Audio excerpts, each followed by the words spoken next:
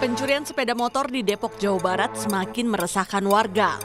Dalam rekaman kamera pengawas, tampak satu dari dua pelaku masuk ke area perumahan. Tak butuh waktu lama, pelaku langsung menggasak motor yang terparkir di depan rumah korban.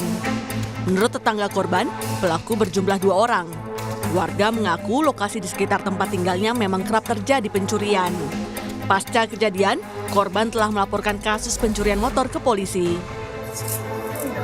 Jadi kemarin kan tetangga ada yang ngabarin dari CCTV-nya jam 3:30 pagi dia mau berangkat kerja, kok gerbang ini kebuka, gemboknya nggak ada. Nah akhirnya kita yang bangun pun kita coba cek rumahnya masing-masing, ada nggak yang hilang. Nah, yang tetanggaku yang sebelah motorku hilang mbak, katanya gitu. Memang di CCTV itu ke pelaku tuh keluar bawa motor.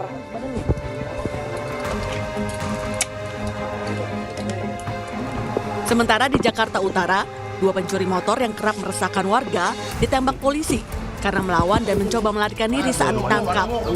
Selain 2 pelaku, polisi juga meringkus 4 pelaku lainnya, yang diantaranya ketika beraksi mengaku sebagai polisi dengan modus razia narkoba. Dari tangan ke-6 pelaku, disita 4 unit sepeda motor hasil curian, sebuah senjata jenis airsoft gun, dan sejumlah kunci letter T dengan mata kunci yang sudah dimodifikasi. Kami berbuat dan bertindak dan kami akan semakin tegas terhadap pelaku kejahatan jalan.